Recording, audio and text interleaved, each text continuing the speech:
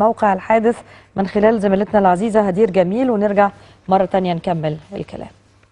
5 ضحايا لقوا مصراهم إضافة إلى 35 آخرين أصيبوا في حادث قطار مؤسف صباح اليوم في مركز العياط بالجيزة، وتحديدا بقرية بليدة، إثر اصطدام القطار رقم 80 المتجه إلى القاهرة من أسوان بصداد خرساني بعد تحول مفاجئ في مساره، لتخرج 3 عربات في مقدمة القطار عن القضبان. هو البلاغ كان الساعة حوالي 9:15، احنا وصلنا الساعة 9:30 إلا 5 حضرتك. وصلنا بحوالي 22 سيارة إسعاف على التوالي، تعاملنا مع الحادث أثناء ما وصلنا. حضرتك حوالي تم الإخلاء ل3 مستشفيات، مستشفى العياط، البدرشين، الحومدية. توتال المصابين عندنا 27 مصاب و5 جثث اللي اتنقلوا عن طريق عربات الإسعاف. الحالات تمام كويسة ما بين سحاجات وكدمات، يعني بإذن الله احتمال بنسبة 90% معظم المصابين يخرجوا النهارده من المستشفيات لأن حالتهم مستقرة. شهود العيان هرعوا لمكان الحادث فور وقوعه لنجدة الركاب، والبعض منهم أكد أن مثل هذا الحادث متكرر في هذه المنطقة تحديدا. اللي حصل إن القطر دي كان جاي من بحري من مصر من رمسيس، وجاي واخد طريقه للصعيد، واخده بالك؟ فهو داخل على الخط بتاع تخزين القطارات، بتقف من ساعة لساعة ونص كده. لا الطريق ما تحولوش، وهو ماشي على سرعته عادي، راح فضل يهدي لحد ما دخل في المسار. ان كل عيد لنا مصيبه، ولسه من قيمه شهرين برضه على العيد الصغير 7 ماتوا من بلد واحده، من ضمنهم ام بجوز عيالها. حادثه برضه، لا ده شال عربيه بقى برضه على المزلقان بتاع البليده ده.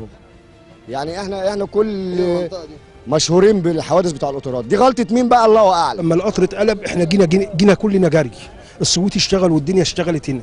جينا اخر واحد انا طلعته شغال في البريد، فجينا هنا في اول عربيه لينا 2 هم اللي ماتين، واحد فوق واحد تحت. احنا كنا بنشترك مع اللي هو تحت ده، فضل عايش بتاع ساعه ونص عم قعدنا نحرك فيه الحديد والعتل ونعمل فيه باللوند ده، ما قدرناش نطلع فيه. هو كان عايش وصاحبه 100 بس من كتر المقاومه والزنقه اللي هو كان فيها ما قدرش يقاوم، فالشاهد وراح ميت.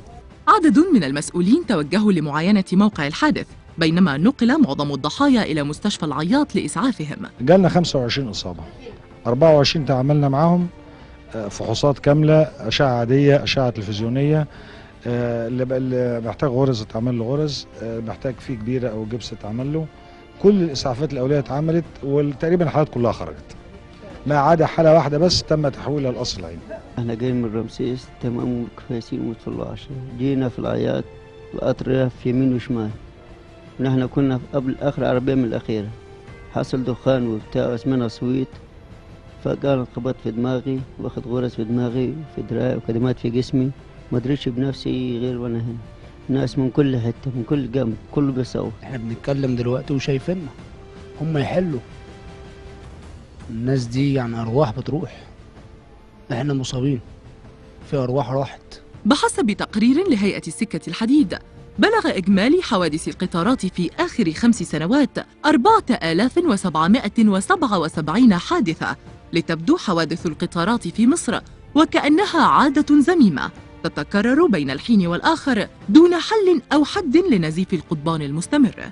هدير جميل، 90 دقيقة، قناة